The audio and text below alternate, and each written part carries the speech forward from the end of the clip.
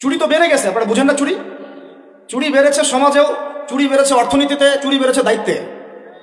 মানুষ দায়িত্বে চুরি করে, অর্থনীতির মধ্যে চুরি করে, মানুষ আমানতের খেয়ানত করে। এটাই তো এই যুগ। প্রত্যেকটা জায়গায় খেয়ানত, প্রতিটা জায়গাতে খেয়ানত। কোত্থেকে শুরু করবো?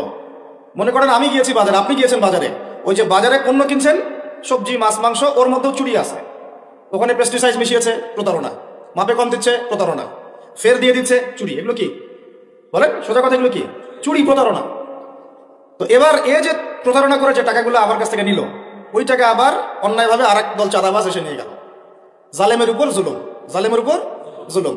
ওই চাঁদাবাজরে আবার রাস্তায় আটকাইলো আরো বড় জালেম। তাদের আবার কিছু পোশাকও আছে, ঠিক আছে, ইউনিফর্ম। সে আবার ওখান থেকে, তার কাছ থেকে আবার সে খেলো। সে খেলো, সেও পার পেল না, তার বড়জন যে, সে আবার ওর কাছ থেকে খেলো। এই করতে করতে করতে করতে টপ টু বটম সবই চোর। টপ টু বটম সব কি? এখন চুরির শাস্তি কি? কোরআনে আল্লাহ পাক বলছেন সূরা মাঈদার মধ্যে, ওলামায়ে কেরাম আছেন, আপনারা পরে জেনে নেবেন। এই ওয়াজ মাহফিলে সব কিন্তু টু দা পয়েন্ট আপনার বলা যাবে না, আয়াতগুলা সময় পাওয়া যায় না। এটা হচ্ছে একটা, আপনাকে বুস্ট আপ করতে পারি, ধরিয়ে দিতে পারি। এখানে চোর ছেলে হোক আর মেয়ে হোক, হাতটা কবজি পর্যন্ত কেটে ফেলবে। কি পর্যন্ত? এটা আমি জাস্ট আপনাকে বলতে পারবো। এখন কোরআনে আছে, হাদিসে আছে, আমি খেলে আপনাকে বলতে পারবো, আপনি শুনলেন, এতটুকুই। কিন্তু আপনাকে সর্বোচ্চ ক্ষমতা দিলে আপনি এটা করতে পারবেন না। কথা বুঝতে পারছেন? আমার সর্বোচ্চ অথরিটি আপনারা, কিন্তু আপনি এটা করতে পারবেন না। করা শুরু করলেই জাতিসংঘ এখানে চলে আসবে, এসে বলবে যে এই দেশটা মৌলবাদী হয়ে গেছে। কি হয়ে গেছে? অথচ আপনি কোরআনের বিধান বাস্তবায়ন করলেন, আল্লাহর বিধান। এটা আপনার না বিধান, এটা আপনি বানানো নাই, এটা আপনার সৃষ্টিকর্তা, আপনার স্রষ্টা, আপনার প্রভু, আপনার রব আল্লাহ পাকের বিধান। তাহলে এই বিশ্ব আল্লাহর উপাসনা করে না, এই বিশ্ব এক কথা জাতিসংঘের উপাসনা করে। ও যা বলে তাই করে, ওর বাইরে যেতে পারবে না। এই বিশ্ব ওই এমন ভাবে বিশ্বটাকে অক্টোপাসের মতো গিলে খেয়েছে, ওর বাইরে আপনি যেতেই পারবেন। বরং উল্টা চিত্র, যদি মুসলমানদেরকে মেরে টুকরা টুকরা করে ফেলে, ও তারপরেও বলবে আমি আমার মিত্রদের পাশে আছি। ওকে মুসলমানদের স্বার্থে তৈরি করা হয় নাই, ওকে তৈরি করা হচ্ছে পশ্চিমাদের স্বার্থে। এতে পশ্চিমার, স্পেশালি এই যে ব্রিটেন, আমেরিকা, ইসরায়েল, এদের স্বার্থ যেন বজায় থাকে, এই জন্য তৈরি করা হয়েছে। একটা উদ্দেশ্য তৈরি করা হয়েছে, উদ্দেশ্য আস্তে আস্তে আপনারা বুঝতে পারবেন, আর 10-20 বছর যাইতে দেন। ওকে একটা মূল উদ্দেশ্য তৈরি করা হয়েছে, উদ্দেশ্যটা হচ্ছে মুসলমানদেরকে ধ্বংস করা আর ওই বাইতুল মুকাদ্দাস ইহুদিদের হাতে তুলে দেওয়া। এছাড়া ওর কোনো উদ্দেশ্য নাই। সবকিছু ওইটা কেন্দ্র করেই সে সারা বিশ্বে দাজ্জালের শাসন কায়েম করতে চায়। কার শাসন কায়েম করতে চায়? আর দাজ্জাল কি নিজেকে খোদা দাবি করবে না? এই জন্য মানুষকে দিন দিন ধর্ম থেকে দূরে সরানো হচ্ছে, দিন দিন মানুষকে নাস্তিকতায় দীক্ষিত করা হচ্ছে, যাতে মানুষ একটা গডলেস ওয়ার্ল্ডে বসবাস করে, আল্লাহ বলতে কেউ নাই। তখন দেখবেন দাজ্জালকে সহজেই মানুষ মেনে নিবে। ওই যে গুটি কয়েক মানুষ মানবে না, ওদের অবস্থা কি হবে? আমাদের মতো আরো খারাপ হবে। দাজ্জাল খাইতে দিলে খাবে, না খাইতে দিলে খাবে না। ও খাবার রুটির বাহার নিয়ন্ত্রণ করবে। ওকে যে মেনে নিবে সে ওকে স্বাচ্ছন্দ্য দিবে, সচ্ছলতা দিবে, প্রোগ্রেস দিবে। যে মেনে নিবে না তাকে দুর্ভিক্ষ দিয়ে দিবে। এটা হবে আস্তে আস্তে বিশ্বের দিকে। জেরুজালেমে ওই গাজা তাদের উদ্দেশ্য নয়, ওদের উদ্দেশ্য পুরো হোলি ল্যান্ডটাকে দখল করা, পুরো মধ্যপ্রাচ্যের উপর নিয়ন্ত্রণ প্রতিষ্ঠা করা, যেটা অলরেডি করেই ফেলেছে অদৃশ্যভাবে। ওটা দৃশ্যমান ভাবে করবে ওরা, একদম দৃশ্যমান। ওইখান থেকেই মাসিহুদ দাজ্জাল বের হয়ে 40 দিন এই ওয়ার্ল্ডটাকে শাসন করবে। কতদিন ভাই? ওইদিকে যাচ্ছি না, অনেক গভীর কথা ওইদিকে। মূল কথাটা জেনে রাখেন, ওরা শুধুমাত্র এই 1000-2000 মুসলিমের রক্ত চায় না, ওরা পুরো হোলি ল্যান্ডটাই দখল করতে চায়। ওদের ধারণা যে হোলি ল্যান্ডটা আল্লাহ তাদেরকে দিয়েছেন, আল্লাহ পাক তাদেরকে তাওরাতে প্রতিশ্রুতি দিয়েছেন। ওরা এটা মনে করে। কারা মনে করে? ইহুদিরা। কারা? আর এই ইহুদি আর কোরআনে বর্ণিত বনু ইসরাইল এক নয়। কোরআনে বর্ণিত বনু ইসরাইলরা মুসলিম ছিল, ভালো ছিল, সৎ ছিল, তৎকালীন মুসলিম ছিল তারা। যেমন দাউদ আলাইহিস সালাম এখান থেকেই 40 বছর ওয়ার্ল্ডকে শাসন করেছেন, ওই জেরুজালেম থেকে। সুলাইমান আলাইহিস সালাম তারপরে আরো ক্ষমতা নিয়ে আরো 40 বছর এই বিশ্ব শাসন করেছেন। ওরা ছিল বনু ইসরাইল, ঠিক আছে? কখন ইহুদি হয়ে গেল? যখন ওরা একটা ভুল করলো। আল্লাহ পাক তাদেরকে বলেছিলেন যে তোমাদের একজন মাসিহ আসবে, যেই মাসিহের আনুগত্য করলে তোমরা বিশ্বের শাসন ফিরে পাবে, এবং তোমাদেরকে নেবুজাত নেজার যেভাবে বের করে দিয়েছিল জেরুজালেম থেকে, তোমাদেরকে আবার ওই জায়গাটা আমি ফেরত দিব। আল্লাহ পাক বলেছিলেন ওয়া ইন উদতুম উদনা, সূরা বনী ইসরাঈল পড়ে দেখেন, তাফসীরও পড়বেন। তো আল্লাহ পাক তাদের মাসিহকে পাঠালেন, তার নাম হচ্ছে ঈসা ইবনে মারইয়াম। কি নাম? নাম জানেন না? নবী ঈসা আলাইহিস সালাম, ঈসা ইবনে মারইয়াম। কিন্তু তারা তাদের মাসিহকে তো চিনতে পারলোই না, বরং তাকে জারদ সন্তান বলে গালি দিল, নাউযুবিল্লাহ, এবং তার মাকে পর্যন্ত অপবাদ দিল। সূরা মারইয়াম পড়ে দেখেন, আমি রেফারেন্সগুলো খালি বলে দিচ্ছি। কোন সূরা পড়বেন? সূরা মারইয়াম। এই যে সুযোগটা, ওরা যে মাসিহকে হত্যা করার চেষ্টা করলো, আল্লাহ পাক তাকে উঠিয়ে নিলেন। তারা এখনো মনে করে যে তারা ঈসা ইবনে মারইয়ামকে হত্যা করেছে। তারা কি মনে করে? তারা ঈসা আলাইহিস সালামকে হত্যা করেছে। এই অবাধ্যতার কারণে নাম চেঞ্জ হয়ে গেল, বনু ইসরাইল নাই, এখন ইয়াহুদ। আল্লাহ পাক তাদেরকে অভিশাপ করলেন, যেখানেই যাবে অভিশপ্ত জাতি। এখন ঈসা আলাইহিস সালামের কথা একটু বলে নেই। তিনি আছেন কোথায়? আল্লাহ রাব্বুল আলামিনের কাছে। আল্লাহ পাক স্পষ্ট বলেছেন, ওয়ামা কাতালুহু, তারা তাকে হত্যা করে নাই। ওয়ামা সালাবুহু, তারা তাকে ক্রুশবিদ্ধ করতে পারে নাই। সমস্ত খ্রিস্টান যেন এই কথাটা শুনে নেয়, তারা তাকে ক্রুশবিদ্ধ করতে পারে নাই। এখন বাংলার গ্রামে গঞ্জে খালি খ্রিস্টান মিশনারিদের তৎপরতা চলতেছে। তোমরা খুব ভালো করে কান খুলে শুনে রাখো, নবী ঈসা ইবনে মারইয়াম নিহত হন নাই। তাকে আল্লাহ রাব্বুল আলামিন এখনো জীবিত রেখেছেন। তিনি আবারও পৃথিবীতে আসবেন এবং তোমাদের ভুল ধারণা তিনি ভেঙে দিবেন ইনশাআল্লাহ। এবং তিনি ক্রুশ ভেঙে ফেলবেন। ঈসা ইবনে মারইয়াম পৃথিবীতে এসে সমস্ত ক্রুশ ভেঙে ফেলবেন, সমস্ত সুগর ভেঙে মেরে ফেলবেন, জিজিয়া উঠিয়ে দিবেন এবং এই জেরুজালেমের সমস্ত ইহুদিদের সাথে যুদ্ধ করে ওই জায়গা আবার স্বাধীন করবেন, করে ওইখান থেকে আরো 40 বছর মুসলমানদেরকে নিয়ে বিশ্ব শাসন করবেন। এটা পৃথিবীর ভবিষ্যৎ। জাতিসংঘ কেন, ও ন্যাটো, IMF, ওয়ার্ল্ড ব্যাংক, যা যা আছে, ও সবাই যদি একত্রিত হয়ে এটাকে পরিবর্তন করার চেষ্টা করে, তারা জীবনেও সফল হবে না ইনশাআল্লাহ, কোনোদিনও না। কারণ এটা কুদিয়াল আমর, আমরা বলি, লিখা হয়ে গেছে। এটা কুদিয়াল আমর, এটা হয়ে গেছে, লিখা হয়ে গেছে, কেউ চেঞ্জ করতে পারবে না। এখন এটা সামনে আসবে, এটা আমরা জানি। এখনকার সময়টা কঠিন, এটাও আমরা জানি। মাঝখানে একটা প্রজন্ম তৈরি হবে ইনশাআল্লাহ, এটাও আমরা জানি। যেই প্রজন্ম আমাদের মতো টিকটক প্যারালাইজ প্রজন্ম হবে না, যেই প্রজন্ম ইনশাআল্লাহ তাআলা কোরআন সুন্নাহকে হাতে নিয়ে ওদেরকে চ্যালেঞ্জ করবে। এটা নবীজি বলেও গিয়েছেন, লা তাযালু তাইফাতুন মিন উম্মতি যাহিরিনা আলাল হক লা ইয়াদুররুহুম মান খাযিলাহুম। আমার উম্মতের একটা দল সর্বদাই হকের উপর থাকবে। অন্য হাদিসে আসছে তারা যুদ্ধ করতে থাকবে, বিরোধিতাকারীরা ওদের কোনো ক্ষতি করতে পারবে না। সাহাবীরা জিজ্ঞাসা করলেন, তারা কোথায় এই কাজটা করবে ইয়া রাসূলুল্লাহ সাল্লাল্লাহু আলাইহি ওয়াসাল্লাম? নবীজি বললেন, বাইতুল মুকাদ্দাস ওয়া মা হাওলাহা, এই যে জেরুজালেম বাইতুল মুকাদ্দাস এবং তার চারপাশে তারা এই কাজ করতে থাকে। বলেন সুবহানাল্লাহ। এখন কোন যুগ চলছে জানেন? ওইখানে যারা জালেমদের বিরুদ্ধে অস্ত্র ধরে, মাজলুমের পক্ষে অবস্থান নেয়, এই নিরীহ বাচ্চাদের হত্যার বদলা, রক্তের বদলা নেওয়ার চেষ্টা করে, ওদেরকে বাংলাদেশে এক শ্রেণীর মানুষ শায়েখ নাম দিয়ে বিতর্কিত করার চেষ্টা করে। এই যুগ চলতেছে এখন এই যুগ চলতেছে। আমি তো বলেছি অনেকদিন, যে ইসলাম, আপনার যে ইসলামের বুঝ, আপনার যে আকীদা, আপনার যে মানহাজ, আপনার যে দর্শন মুজাহিদ ভাইদেরকে বিতর্কিত করার শিক্ষা দিল, এটার উপর থুতু নিক্ষেপ করা উচিত। আপনার যে বুঝ, আপনার যে ইস্তেহাদ, আপনার যে আকীদার কথা বলছেন, আপনি যে মানহাজের কথা বলে ইহুদিদের পক্ষ নিচ্ছেন, ইসরায়েলের পক্ষ নিচ্ছেন, ঠিক আছে, মাজলুমের পক্ষে না নিয়ে জালেমের পক্ষ নিচ্ছেন, এর উপর থুতু নিক্ষেপ করা উচিত। আল্লাহর সাথে জড়িত পাপ তো সহজেই মাফ করা যায়, কিন্তু আপনি যখন মানুষের সাথে জড়িত পাপে যাবেন তখন মাফ নেবেন কিভাবে? মনে করেন এক ভাই আরেক ভাইকে বললো যে তুই চোর, নাউজুবিল্লাহ। এখন সে বেচারা চুরি করে নাই, কিন্তু আপনি বলে ফেলছেন, কথাটা মুখ দিয়ে বের হয়ে গেছে, ওর মনে আঘাতও লাগছে। এখন বেচারা আপনাকে মাফ করে নাই মনে মনে, কাল কিয়ামতে ওর হক না দিয়ে আপনি পুলসিরাত পার হতে পারবেন না। আল্লাহু আকবার। আল্লাহ পাকের ইনসাফ এবং বিচার এত সূক্ষ্ম হবে। কত সূক্ষ্ম আপনাকে আমি একটা হাদিস থেকে খালি বলি, 1 মিনিট। একটা শিংওয়ালা ছাগল, ছাগলের শিং আছে দুনিয়াতে, একটা ছাগলকে গুদা দিয়েছে, ওই ছাগলের বেচারা শিং ছিল না। মানে একটা শিংওয়ালা ছাগল একটা শিংহীন ছাগলকে গুদা দিয়ে অন্যায়ভাবে। আল্লাহ পাক কিয়ামতের দিন ওই শিংহীন ছাগলকে শিং দিয়ে বলবেন, তো গুদা দিয়ে প্রতিশোধ নিয়ে নাও, বদলা নিয়ে নাও।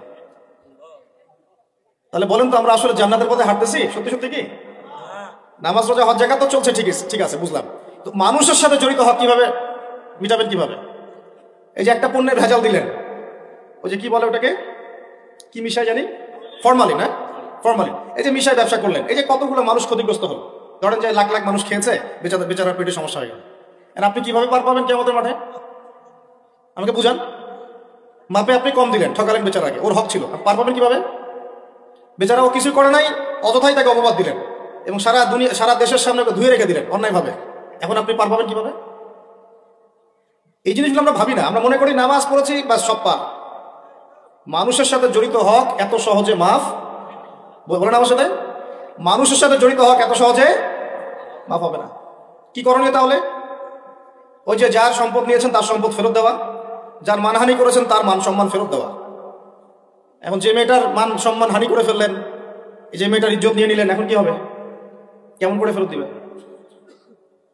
কিভাবে ফেরত দিবেন? যাকে ধর্ষণ করলেন, সম্মানের হক সম্মান দিয়ে আদায় করতে হবে নাকি? যদি সুযোগ থাকে, সুযোগ না থাকলে ওদিকে যাওয়ার দরকার নাই, না হলে শয়তান আবার ওদিকে ধোকা দিবে, শয়তান আরেকটা ধোকা দিবে নেক্সট সুরতে, ওদিকে যাওয়ার দরকার নেই। তওবা ইস্তেগফার করে ফিরে আসেন, আল্লাহ পাক তৌফিক দান করুন। আর যারা ব্যবসা করতে গিয়ে মানুষকে মাপে কম দিচ্ছেন, মানুষকে হারাম খাওয়াচ্ছেন, বলছেন টাটকা জিনিস কালকে রান্না করছেন হুজুর, 3 দিন আগের বাসি তরকারি খাওয়াই দিল, একটা কি খাবেন এটা নিয়ে কথা বলতে গেলে তো আরো 2 ঘন্টা চলে যাবে। খাবেন কি, সবকিছুর মধ্যে ভেজাল দিয়ে রেখে দিচ্ছে।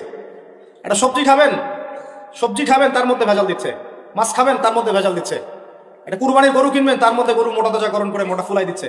খাবেন কি, দুধ খাবেন, মুসলমানের দোকানে খাঁটি দুধ পাওয়া যায় না, হিন্দুর দোকানে যাওয়া লাগতেছে। এই হচ্ছে অবস্থা আমাদের।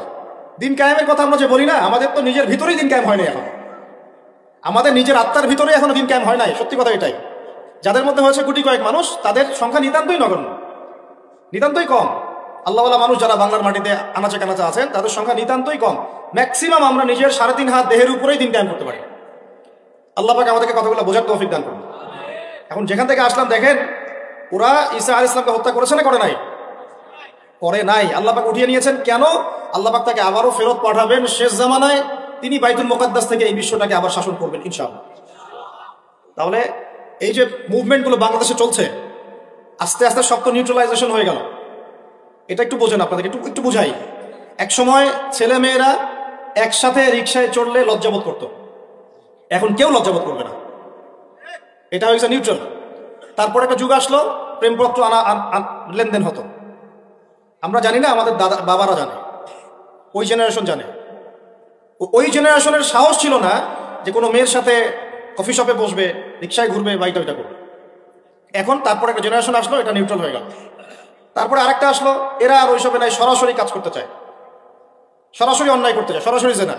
এখন সেই যুগ চললো। তারপরে আবার পরকীয়াটা আসলো, সিরিয়াল দেখায় দেখায় পরকীয়া, বাসায় স্বামী বাইরে আরেকটা ছেলে, বাসায় স্ত্রী বাইরে একটা মেয়ে, এই যুগ চললো।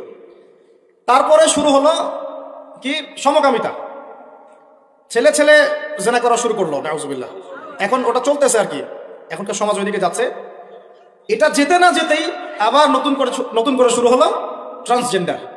এটা কি ট্রান্সজেন্ডার? মানে সে বলছে আমি বাহ্যিকভাবে ছেলে কিন্তু মনটা মেয়ের মতো, বাহ্যিকভাবে ছেলে মনটা মেয়ের মতো। তাহলে চিকিৎসা কিসের করা দরকার, দেহের না মনের? তো সে ওই দিকে গেল না, সে গেল কোন দিকে? সে সার্জারি করে পুরুষাঙ্গ কেটে ফেলে মেয়ে হয়ে গেল, এবং এটার স্বাধীনতা চাওয়া হচ্ছে এখন। এটাকে বলছি ট্রান্সজেন্ডার। কি বলছে? এটাও আমরা এখন দেখছি, নতুন একটা যুগ আসতেছে। আর যে কি কি আসবে আল্লাহ ভালো জানেন। এবং আমার মনে হয়, আল্লাহ মাফ করুক আমাদেরকে, আমার মনে হয় আমরা জোর করে আল্লাহর গজব টেনে নিয়ে আসতেছি। সুদের মধ্য দিয়ে, জেনার মধ্য দিয়ে, ব্যভিচারের মধ্য দিয়ে, অন্যের হক নষ্ট করার মধ্য দিয়ে, ঠিক আছে, সমকামিতা প্রমোট করার মধ্য দিয়ে, আল্লাহ রাব্বুল আলামিনের জমিন থেকে আল্লাহর আইনগুলো সব উঠাই দিয়ে আমরা আল্লাহ পাকের গজব জোর করে টেনে আনতেছি। যদি আসে, আল্লাহ না করুক, ভালো মন্দ কেউ পার পাবো না আমার ধারণা। কারণ সেই ভালোদের উপরে গজব আরো বেশি আসবে যারা হক চিনেও মানুষকে চেনায় নাই, যাদের কাছে কোরআন সুন্নাহর জ্ঞান ছিল, হক যারা চিনতো কিন্তু মানুষকে সতর্ক করে নাই, ওদের উপরে আরো বেশি করে গজব আসবে। আল্লাহ পাক হেফাজত করুন। আমি মূল কথাটাই চলে আসি আবার ফিরে। আমি আপনাদেরকে ইসলাহের কথা বলছি, এখানে কায়েম নাই। কি নাই? যেটা বলছিলাম হাত কেটে ফেলা, আপনি সেটা করতে এখন পারবেন না। যদি কেউ ব্যভিচার করে, বিবাহিত মানুষ, শাস্তি কি? অনেকে জানে নাই, রজম করতে হয়। কি করতে হয়? মাটিতে অর্ধেক কোমর পর্যন্ত পুঁতে ফেলে পাথর নিক্ষেপ করে হত্যা করবে, এবং একদল মানুষ তা দেখবে। একদল মানুষ যে দেখবে, শাস্তি অবলোকন করা, এটা ইসলাম কোরআনে নতুন করে নাজিল করে নাই। প্রাচীন গ্রিক দর্শনগুলো পড়ে দেখবেন, ওই অ্যারিস্টটলদের যুগ যেটা ছিল, ওই যুগেও শাস্তি সামাজিকভাবে দেওয়া হতো, সবাইকে দেখিয়ে দেওয়া হতো। এটা একটা ভালো ইম্প্যাক্ট পড়ে। কেমন ইম্প্যাক্ট পড়ে? যদি চোরের হাতটা কাটে না, সবাই দেখে 10 জন, ওই 10 জন জীবনে কাজ করতে যাবে না। আল্লাহ পাক সেই বিধানটা রেখে দিয়েছেন। আর প্রাচীন গ্রিকের যে দর্শন, এটা বিকৃত, কিন্তু ওই সভ্যতার মধ্যেও তো আল্লাহ নবী এসেছিলেন, আসেন নাই? এমন কোন সভ্যতা নাই যার মধ্যে আল্লাহ পাক নবী পাঠান নাই। তাহলে এই হিন্দু ভাইরা নিঃসন্দেহে তাদের কাছেও কোনো না কোনো নবী আসছিল, তাদের শিক্ষা থেকে তারা হয়তো বের হয়ে গেছে। ইহুদিরা, ওদের কাছে নবী আসে নাই? আসছে, ওরা শিক্ষা থেকে বের হয়ে গেছে। খ্রিস্টানরা, তাদের কাছে নবী আসে নাই? এসেছে। চাইনিজ সভ্যতায়, ওখানেও হয়তো কোনো নবী এসেছে। আল্লাহ পাক বলেছেন ওয়ালিকুল্লি কওমিন হাদ, প্রত্যেকটা কওমের মধ্যে আমি নবী পাঠিয়েছি। প্রত্যেক কওমে, তার মানে এই সভ্যতা যতদিন থেকে ঘুরছে পৃথিবী, আদম আলাইহিস সালামের পর থেকে, প্রত্যেকটা স্থানে, কালে, পাত্রে আল্লাহ রাব্বুল আলামিন নবী পাঠিয়েছেন। তাদের মধ্যে কেউ ছিলেন নবী, কেউ ছিলেন রাসূল। এই তো তার মানে সবার কিন্তু একটা মৌলিক শিক্ষায় মিল থাকবে। এই জন্য মানুষের ফিতরতগত একটা মৌলিক শিক্ষা ভিতর থেকে চলে আসে যে আল্লাহ ছাড়া কোনো ইলাহ নাই। এটা কিন্তু সবাই বিশ্বাস করে একজন উপরওয়ালা আছে। দেখবেন সবাই বিশ্বাস করে, সব ধর্মের লোকই বলে উপরওয়ালা একজন আছে। আপনি তার ক্ষতি করলে বলবে যে উপরওয়ালা দেখবে, আল্লাহ না বললেও বলবে কি উপরওয়ালা দেখবে। তো মূল কথাটা হচ্ছে যে এই যে শাস্তি দেওয়ার বিধান, এটা আল্লাহ পাক নতুন করে এখানে নাযিল করেন। প্রকাশ্যে শাস্তির বিধানটা আগেও ছিল এই বিশ্বের মধ্যে, প্রাচীন গ্রিক রোমান সভ্যতার মধ্যে এটা ছিল। এখন যদি 100 জন মানুষ দেখে যে অমুক এক মেয়ের সাথে এই ছেলে বিবাহিত ব্যক্তি রেপ করা বা পরকীয়া সম্পর্ক করার কারণে এই শাস্তি দেওয়া হয়েছে, বাকিরা এই পাপে উৎসাহ পাবে না পাপ ছেড়ে দিবে? এটা বোঝার জন্য কি খুব বেশি কমন সেন্সের দরকার আছে? একজন ধরেন সমকামিতা করেছে, শাস্তি দেওয়া হবে মৃত্যুদণ্ড, ইসলামের বিধান। এখন বাকিরা দেখলো, তারা কি উৎসাহ পাবে না ওটা ছেড়ে দিবে? হত্যার বদলে হত্যা, কেউ যদি কারো চোখ উপড়ে ফেলে তারও চোখ উপড়ে ফেলতে হবে, কোরআনের বিধান। কেউ যদি কারো কান কেটে ফেলে ওরও কান কেটে ফেলতে হবে। দাঁত ঘুষি মেরে ভেঙে দিয়েছে, ওরও দাঁত কি করবে? ভেঙে দিবে। জান নিয়ে নিয়েছে, জানের বদলে জান, কিসাস। এই বিধান যদি সবাই দেখে তাহলে কি পাপ বাড়বে? হত্যাকাণ্ড বাড়বে না কমবে? এখন আমাকে বলেন তো, বর্তমান প্রচলিত যে বিষয়গুলো চলছে পুরো বিশ্বে, আমি বাংলাদেশ নিয়ে কথা বলি না খুব একটা, কারণ আমাদের চিন্তা বিশ্ব নিয়ে। কি নিয়ে? আল্লাহ পাকের, আমার এটা কি ভৈরব না? আল্লাহ পাকের ভৈরবের কোনো পরোয়া নাই তো, আল্লাহ পাকের ঢাকার কোনো পরোয়া নাই, আল্লাহ পাকের বাংলাদেশের কোনো পরোয়া নাই, আল্লাহ পাকের পাকিস্তানের কোনো পরোয়া নাই। আল্লাহ রাব্বুল আলামিনের কোনো দেশের মানুষের উপর আল্লাহ পাকের কোনো পরোয়া নাই। আল্লাহ সুবহানাহু ওয়া তাআলা চাইলে ইসলাম ইয়েমেনে কায়েম করতে পারেন, সিরিয়াতে করতে পারেন, অস্ট্রেলিয়ায় করতে পারেন, ওই আমেরিকায় করতে পারেন, রাশিয়াতেও করতে পারেন। কার হাতে ক্ষমতা? আল্লাহ পাকের কোনো পরোয়া নেই আমাদের।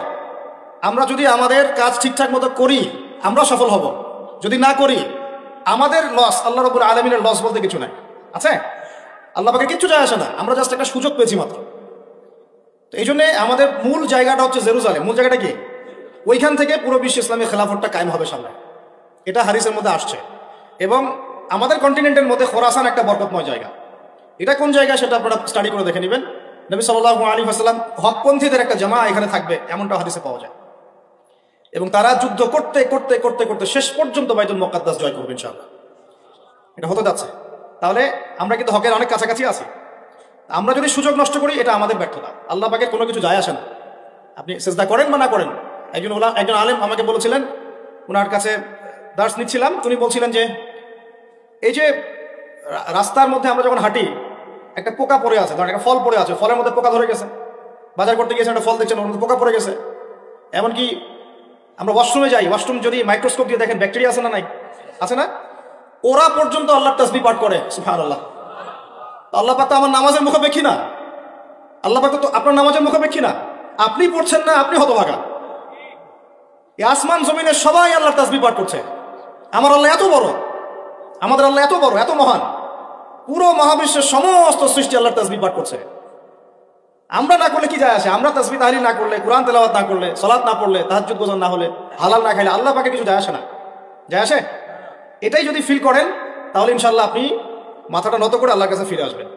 অনুভূতিটা জাগ্রত করার চেষ্টা করছে। আরেকটা অনুভূতি নেবেন বাসায় গিয়ে। এবার এগুলো আমরা ভাবি, এভাবে ভাবার চেষ্টা করি। এই যে আমরা এখানে বসে আছি, ধরেন 5000 মানুষ, কথার কথা, মনে করেন আমরা কেউই দুনিয়াতে নাই।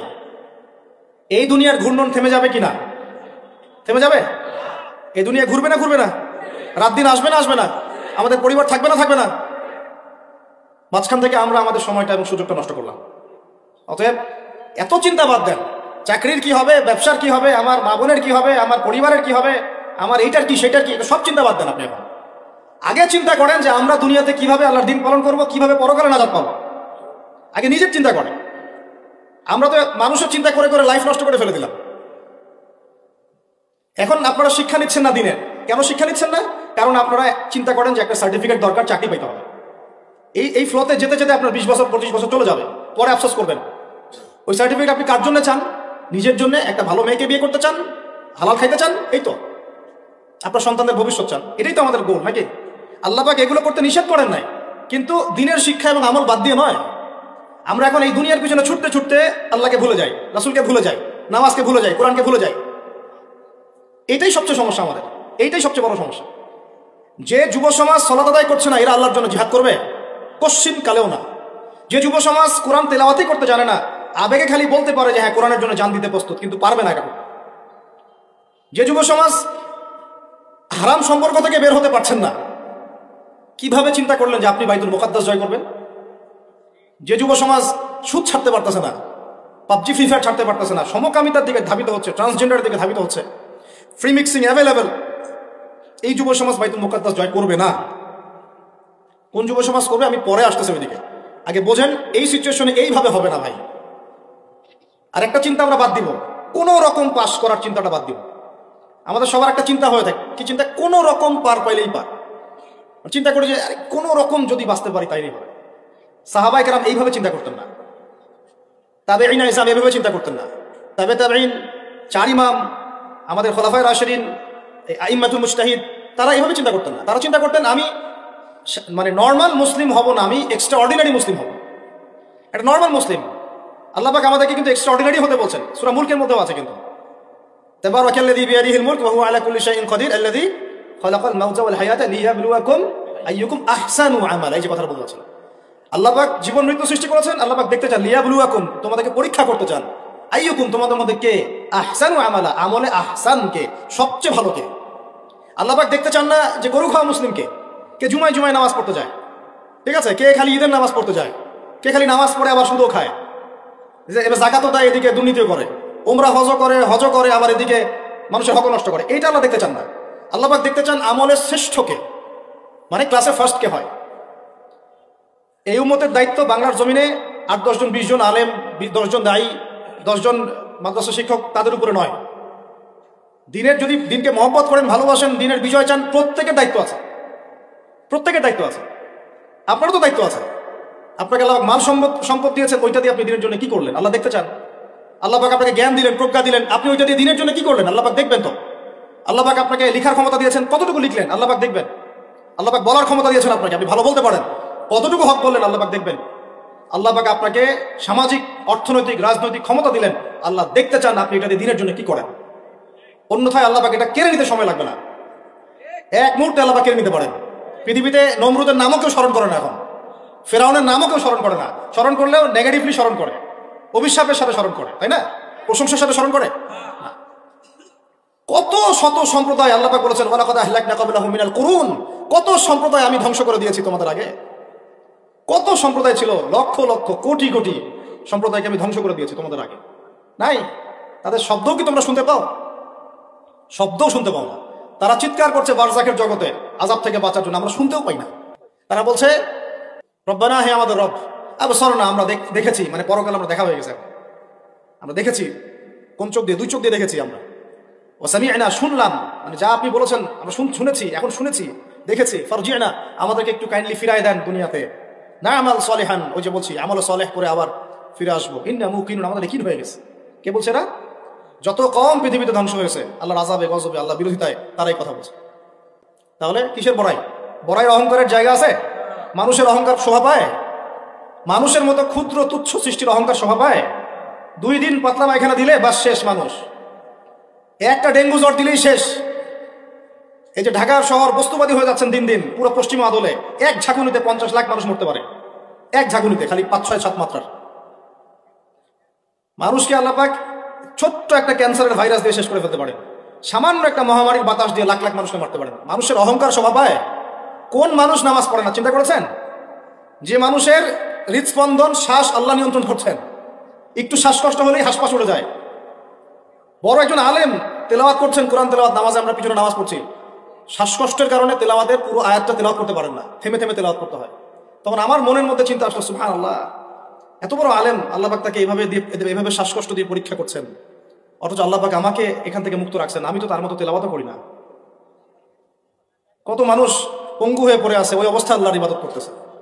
কত মানুষের চোখ নাই, হাফেজে কোরআন হয়ে বসে আছে, মুফতি হয়ে বসে আছে না? তাই নেয়ামতের কথা স্মরণ করেন, আল্লাহ পাকের নেয়ামতগুলো স্মরণ করেন, বোঝার চেষ্টা করেন। আল্লাহ পাক সূরা দুহায় এটাই বলছেন, সূরা দুহার শেষে আল্লাহ পাক এটা বলছেন, আলাম ইয়াজিদকা ইয়াতীমান ফাআওয়া, তোমাকে আমি ইতিম অবস্থায় পাই নাই, আশ্রয় কি দেইনি? ওয়া ওয়াজাদাকা দাল্লান ফাহাদা ওয়া ওয়াজাদাকা আইলান ফাআগনা ফাআম্মা আল-ইয়াতীমা ফালা তাকহার ওয়া আম্মা আস-সাইলা ফালা তানহার ওয়া আম্মা বিনি'মাতি রাব্বিকা ফাহাদ্দিস। তুমি আল্লাহ পাকের যে নিয়ামতগুলো আল্লাহ দিয়েছেন এগুলো মানুষকে বর্ণনা করতে থাকো, বলতে থাকো, খালি উপলব্ধি করেন যে আল্লাহ পাকের কত নেয়ামতে আপনি আছেন, ব্যাস, আর কিছু লাগবে না। আর আপনি আমি না থাকলে দুনিয়া থেমে থাকতো না, সব চলতো। তাহলে কিসের জন্য, কাদের জন্য আমরা এই হায়াত এবং সময়, রুজি, এনার্জি, যৌবন নষ্ট করছি ভাই? আমাকে বলেন, কাদের জন্য করছেন? যে আল্লাহর হাতে আপনার প্রাণ, একটু প্রেশার আপ ডাউন করলেই শেষ, একটু শ্বাসকষ্ট হলেই শেষ, একটু মহামারী দিলেই মাস শেষ। সেই মানুষ নামাজ পড়ে না, সেই মানুষ যাকাত দেয় না, সেই মানুষ বলছে যে পর্দা এই যুগে চলে না, ওই যুগে চলতো। সেই মানুষ মুসলমানদেরকে বলছে এরা এখন মৌলবাদী হয়ে যাচ্ছে। সেই মানুষের সারাদিন কাজ প্রোপাগান্ডা হচ্ছে ইসলামের বিরুদ্ধাচরণ করা, প্রিন্ট মিডিয়া দিয়ে, ইলেকট্রনিক মিডিয়া দিয়ে, ইত্যাদি ইত্যাদি। কোন মানুষের? যেই মানুষের এতটুকু ক্ষমতা নাই যে নিজে আগামীকালের খবর নেবে, নিজে আগামীকালের খবর নেবে, এইটুকু ক্ষমতা যে মানুষের নাই, সেই মানুষ আজকে এই কাজ করে বেড়াচ্ছে। আল্লাহ পাক আমাদের সঙ্গে কথাগুলো বোঝার তৌফিক দান। আল্লাহ পাক সর্বপ্রথম আমাকে জানা অনুযায়ী আমল করার তৌফিক দান করেন, যা বলি তার উপর আমল করার তৌফিক দান করেন, এবং আপনাদের সবাইকে শোনা অনুযায়ী আমল করার তৌফিক দান। আমি বলছিলাম কায়েম আর দাওয়া এক জিনিস নয়। আমি দাওয়া দিচ্ছি, ইসলাহের কথা বলছি। দাওয়াতের ক্ষেত্রে এই বিষয়গুলো খেয়াল রাখবেন। কেন একটা সমাজের মধ্যে সুদের প্রসার বাড়বে? কেন বাড়বে? কেন একটা সমাজের মধ্যে, মুসলিম সমাজে খ্রিস্টান মিশনারিরা অবাধে দাওয়াতি কাজ করবে এবং দলে দলে মানুষকে খ্রিস্টান বানাবে? কেন? আর কেন মুসলমানদের ইমান এত দুর্বল হবে যে তারা এইভাবে সামান্য একটা চাকরি বা ক্ষমতার টাকার জন্য, বাড়ির জন্য ইমান বিক্রি করে দিবে?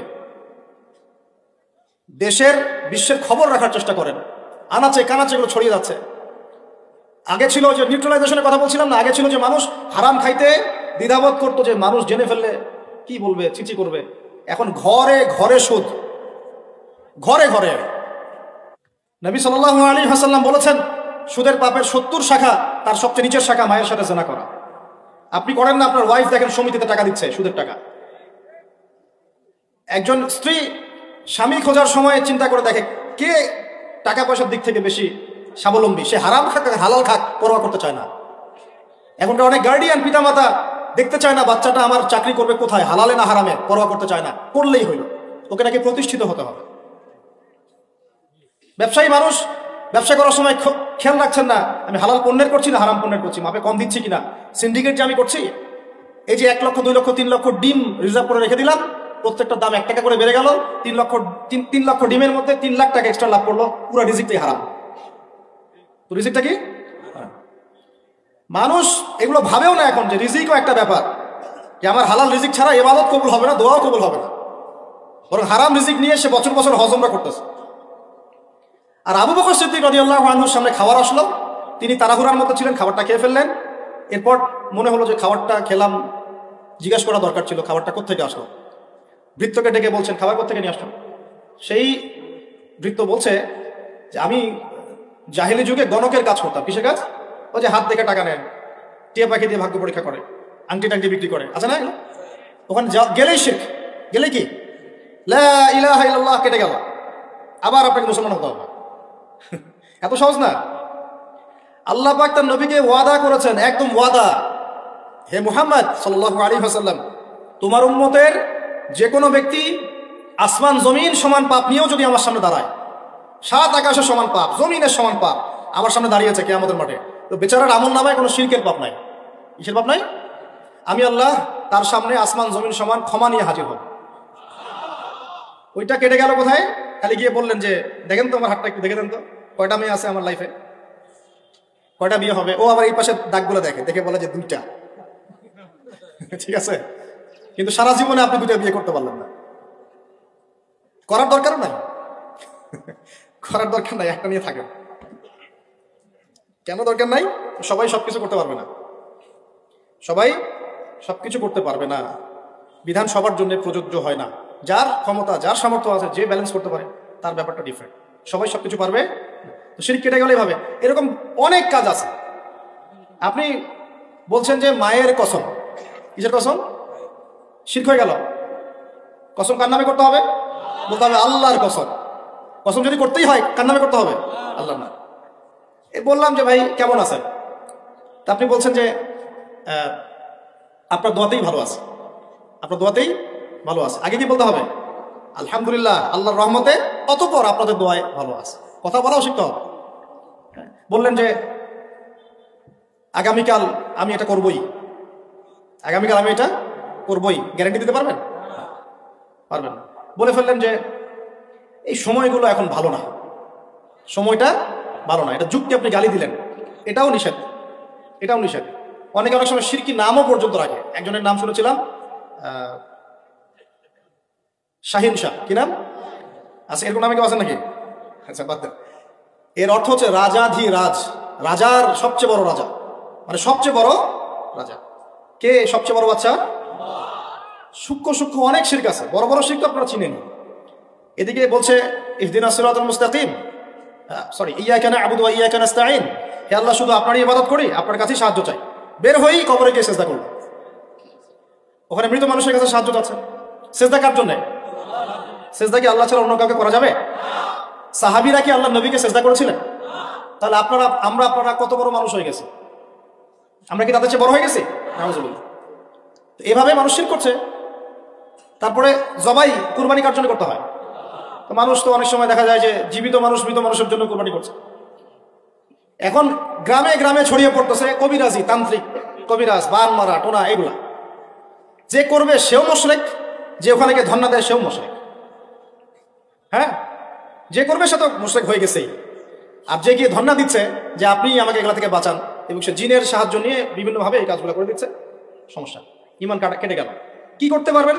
কোরআন এবং হাদিস থেকে চিকিৎসা করতে পারবেন, কোরআন সুন্নাহ থেকে চিকিৎসা করতে পারবেন।